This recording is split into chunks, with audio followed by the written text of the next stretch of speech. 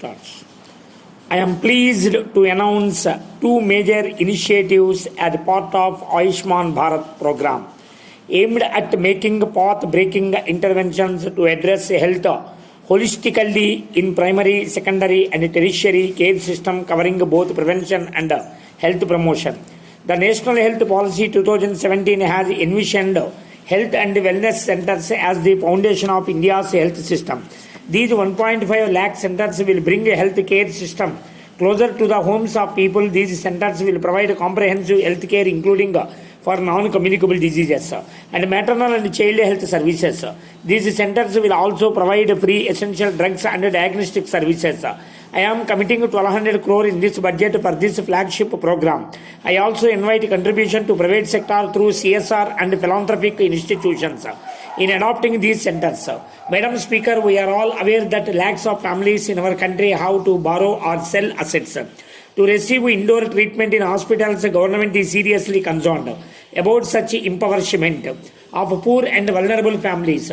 Present Rashtriya Swasthya Bima Yojana provide annual coverage of only 30,000 to poor families. Several state governments have also implemented or supplemented health protection schemes providing varying coverage. My government has now decided to take health protection to more aspirational level. We will launch a flagship national health protection scheme to cover over 10 crore poor and vulnerable families, approximately 50 crore beneficiaries, providing coverage up to 5 lakh rupees per family per year.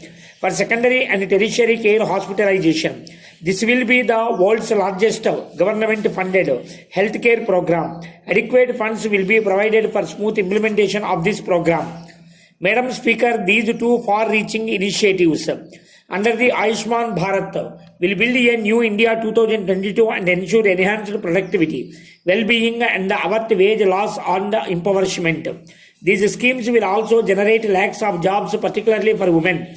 The government is steadily but surely progressing towards the goal of universal health coverage. TB claims more lives every year than any other infectious disease. It affects mainly poor and malnourished people. My government has therefore decided to allocate additional 600 crore to provide nutritional support to all TB patients at the rate of 500 per month for the duration of their treatment. In order to further enhance accessibility of quality medical education and health care, we will be setting up 24 new government medical colleges and hospitals by upgrading existing district hospitals in the country. This would ensure that there is at least one medical college for every 3 parliamentary constituencies and at least one government medical colleges in each state of the country. Our resolve of making our villages open defecation free is aimed at improving the life of our villagers.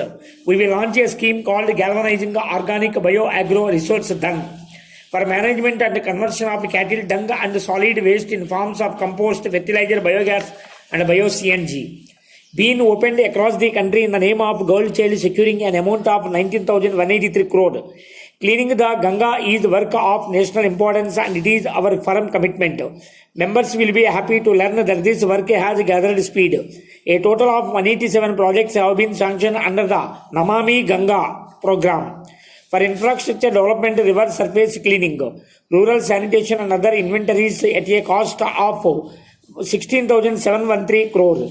47 projects have been completed and remaining projects are at various stages of execution. All 4,465 Ganga Grams villages on the bank of river have been declared open defecation free. To give focused attention and to achieve our vision of an exclusive society, the government had identified 115 aspirational districts, taking various indices of development in consideration.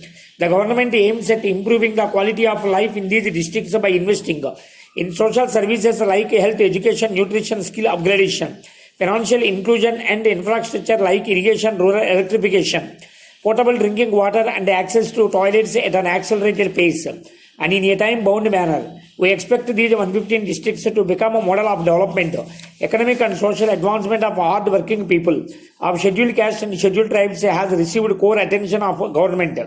Our government increased the total earmarked allocation for SCs in 279 program for 34,334 crore. In 2016-17, 252,719 crore in RE 2017-18. Likewise, for ST's earmarked allocation was increased from 21,811 crore in 2016-17 to 32,508 crore in RE 2017-18 in 305 programs. I propose an earmarked allocation of 56,619 crore for SCs and 39,135 crore for STs in BE 2018-19. Government's estimated scheme budgetary expenditure on health, education and social protection for 2019 is 1.38 lakh crore against estimated expenditure of 1.22 lakh crore in BE 2017-18. Details are in Annex 2. This expenditure is likely to go up by at least 15,000 crore in 2018-19 on account of additional allocation during the year and extra budgetary expenditure including through Higher Education Financing Agency. Medium, small and micro enterprises are a major engine of growth and development in the country. I have provided 3,794 crore to MSME sector for giving credit to support capital and interest subsidy and innovations. Massive formalization of the businesses of MSMEs is taking place in the country after demonetization and introduction of GST. This is generating enormous financial information database of MSMEs business and finances. This big database will be used for improving financing of MSMEs capital requirement, including working capital. It is proposed on board public sector banks and corporates on trade electronic receivable discounting system platform and link this with GSTN. Online loan sanctioning facility for MSMEs will be revamped for prompt decision making by the banks. Government will soon announce measure for effectively addressing non-performing assets and stressed accounts of MSMEs. This will enable larger financing of MSMEs and also considerably ease cash flow challenges faced by them. In order to reduce tax burden on MSMEs and to create larger number of jobs, I will be announcing some tax measure in part B of my speech. Mudra Yojana, launched in April 2015, has led to sanction of 4.6 lakh crore in credit from 10.38 crore Mudra loans. 76% of loan accounts are of women and more than 50% belong to SCs, STs and OBCs. It is proposed to set a target of 3 lakh crore for lending under Mudra for 2018-19 after having successfully exceeded the target in all previous years. Strengthen the environment for their growth and successful operation of alternative investment funds in India. Creating job opportunities and facilitating generation of employment has been at the core of our policy making. During the last 3 years, we have taken a number of steps to boost employment generation in the country.